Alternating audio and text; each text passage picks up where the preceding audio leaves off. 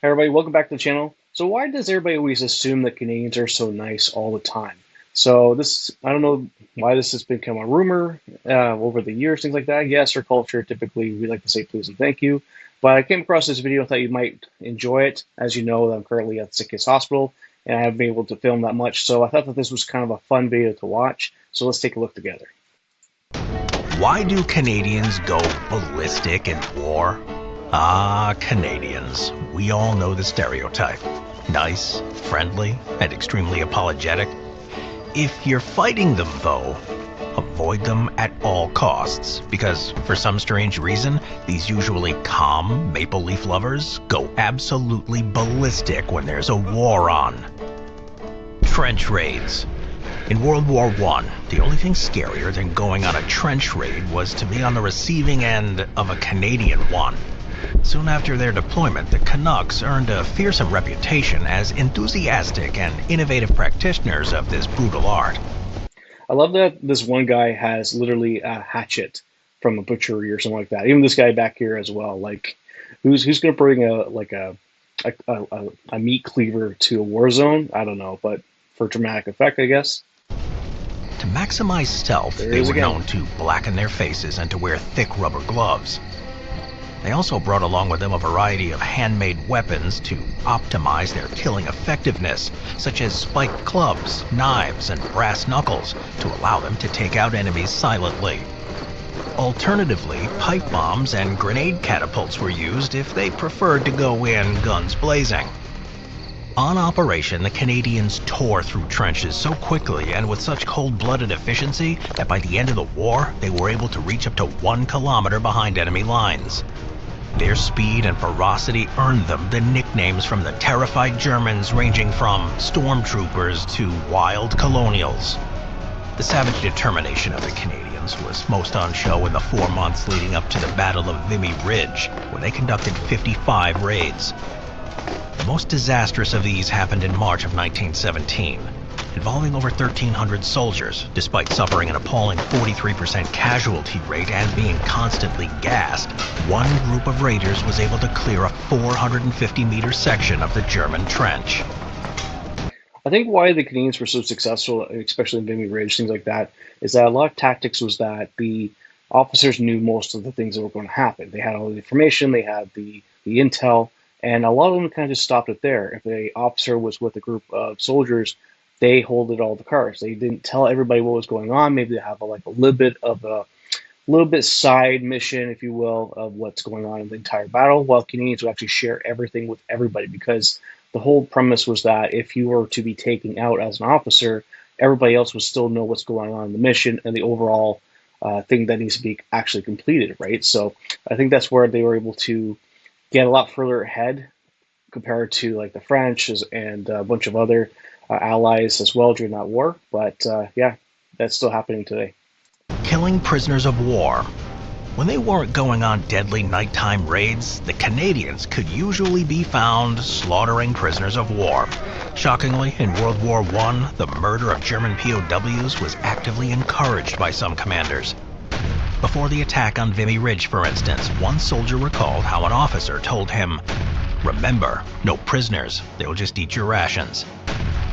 Having to share already limited food supplies was just one of the reasons why most preferred to shoot rather than capture. But the most powerful justifications were revenge and battle rage. In a typical account, one lieutenant would recall how, after losing half of his company to machine gun fire, his surviving men rushed to the battery that had caused the damage to find the Germans inside crying and with their hands up. Unmoved, they proceeded to mercilessly bludgeon and shoot them to death. Another would relate on one occasion, a German rushed to one of his comrades with a bayonet, but then chickened out and surrendered. In his own words, "Our boy would have none of it. He lunged at the German again and again, who each time lowered his arms and stopped the point of the bayonet with his bare hands. The German was screaming for mercy." Even if a surrendering German somehow survived his initial encounter with a wild colonial, his life was still in great danger. In this regard, one veteran would remember how he once witnessed one of his fellow Canadians turn a German POW into red mist by dropping a live grenade into his greatcoat pocket. Live and let die.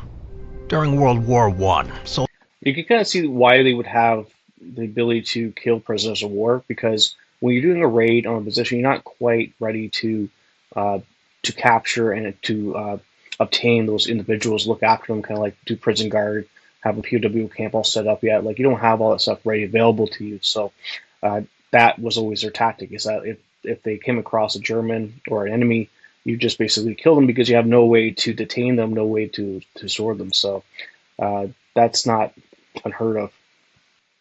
soldiers carried out an unofficial live and let live policy. This was an unspoken agreement in which both sides agreed to only attack each other if ordered. The most famous example of this in action was the unofficial 1914 Christmas Day truce, in which thousands of combatants from both sides exchanged gifts, sang carols, and mingled with each other for a few hours. The next year, though, the Canucks were on the front lines, and unlike their allies, live and let live was not in their vocabulary. Among their number were the troops of the 3rd Battalion, who were stationed in the Ypres salient on the Western Front. In the spirit of the previous year, voices from the opposing trench wished them a happy Christmas, and some of the friendlier Canucks returned the greetings. After a couple of minutes, men from both sides had raised their heads above the dugouts, and an older, whiskered man was invitingly waving a box of cigars. Moments later, a Canadian sergeant ruined Christmas by dispatching 2 Germans with his machine gun. Of course, this wouldn't be the last time the Germans of the Great War were tricked into a false sense of security by their heartless North American foe. In one particularly cruel episode, Canuck troops tossed tins of corned beef into a German trench. Then, when they heard their requests for more, they lobbed grenades at them instead. I've heard of this actually. Like that was a true thing that happened, and that is why we have the Geneva Convention today, because of Canada. So, you're welcome, world. As the stories so far have illustrated, for some reason Canadians went absolutely bananas in World War I. But why were they so angry? Some historians have argued their ruthlessness was an emotional response to a battlefield rumor about the so-called crucified Canadian, an officer who was supposedly crucified to a barn door near Ypres. Others have speculated their thirst for revenge drew from their traumatic experience at the harrowing 1915 Second Battle of Ypres, during which Canadians took the brunt of the first ever German poison gas attack of the war. The best explanation, however, may be the I know that for a fact that Canadians actually had to piss on rags and cover their faces, knowing that the gas was probably going to kill them. So it's just that mentality of like burning all the boats. It's this is your last stand. Take everybody out with you. That's just the way it was. So I don't know if we could do that again with current society and Canadians, as like we're a little bit more maybe not as tough. Americans do. I think we're kind of more civilized. But when you're kind of in that situation, you're going to do whatever you can to survive. simple fact that Canadians were brutalized more than any others because they were always being placed in the first wave of attacks. Juno Beach. By the close of the Great War, the Canadians had gone from a relatively unknown fighting force to one of the planet's most feared and respected military outfits. It was with this hard-earned reputation that they would enter the killing fields of World War II to face off against a German army reinforced by elite units with a strangely familiar name, Stormtroopers. On June 6, 1944, the Canadians reminded everyone of their elite status when they pulled off what's considered one of the most tactically successful operations of D-Day. Their objective was to storm Juno Beach and then seize the cities of Caen and Bayeux with 14,000 soldiers and 1,000 paratroopers. During the first wave, 3,000 lion-hearted Canadians rushed towards German pillboxes, taking heavy casualties. They were then followed in by tanks, which obliterated most of the German beach defenses, allowing infantrymen to swarm in and begin close-quarters fighting. Impressively, it took them less than 2 hours to secure their first route off the beach at the small town of Courcelles. I would love Tom Hanks or another reputable director to redo a Canadian version of Saving Private Ryan, because that movie was like was incredible. I remember hearing stories about veterans from back then, seeing that movie and having to get up and leave, or like obviously bawling their eyes out because of the situations they were encountered, just a mass slaughter of American troops storming the beach. But a lot of people don't really realize that Canadians also had the same experience, and we're not really good at I don't want to say romanticizing, but not really talking about the history. There's not enough like movies of actual wars of Canadians. Like you got a couple ones, sure, but I think there's a lot more stories to be told out there about the conflicts that we've been going through. By the end of the day, Courcelles-sur-Mer, Saint-Aubin-sur-Mer, and Colombiers-sur-Soleil had all fallen, and the tank regiment of the 1st Hussars were at the Canbayou Highway intersection, making them the only Allied unit on D-Day to actually reach their final objective. The Devil's Brigade. In World War II, the Canadians distinguished themselves not only as dependable infantrymen, but also as skilled commandos in a joint American-Canadian unit called the 1st Special Service Force, better known as the Devil's Brigade. If you haven't checked that episode of the Devil's Brigade, make sure you guys take a look at that after this. There's a little mini series, I think about maybe 8 episodes at the very least. You could check that out of the Canadians and the Americans fighting together in the Devil's Brigade. It's very interesting to learn a little bit about that. Or the Black Devils. The Devil's Brigade was formed in June 1942 and had only accepted individuals into its ranks who were already well acquainted with survival and the outdoors. As a result, former skiers, parachutists, hunters, lumberjacks, trappers, and game wardens made up the majority of its personnel. These hard and rugged men were transformed into killing machines via a brutal training regime that involved 100-mile speed marches and specialist training with all sorts of weapons, explosives, and vehicles.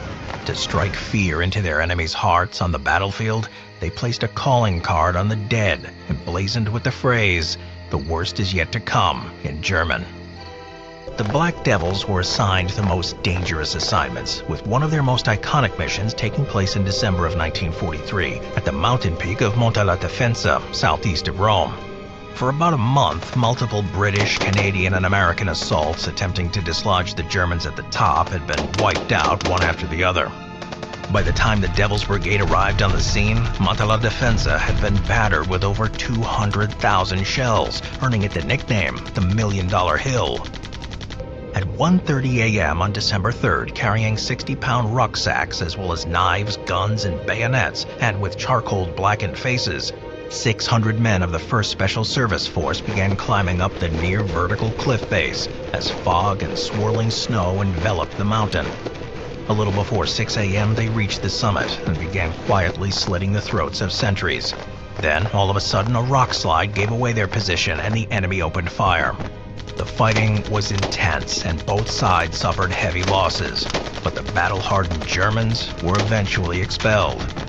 In a mere 2 hours, the month-long standoff had been ended by a force that was 10 times smaller than the combined Allied force that had up until then failed to take Monte la Defensa. With a little help from the Americans, they had shown that once again, that to mess with a Canadian in wartime is to sign your own death warrant. I actually have that badge as well. I wore that in Afghanistan when I had it there. My entire team had it, and it was kind of just, kind of out of respect of the team over there. During time overseas, it was nice working with the Americans and the Canadians in Afghanistan, and we work really well together. Well, guys, hopefully you guys like that one. Don't forget to like and subscribe. The videos like this are always a lot of fun to make. And thank you to all the new subscribers as well. If you like anything else, make sure you comment down below what you want me to talk about. Going to be getting more into the Ukraine war as well as more videos on the Afghan war as well. And make sure you check out those ones if you haven't already. Talk to you guys soon. Bye.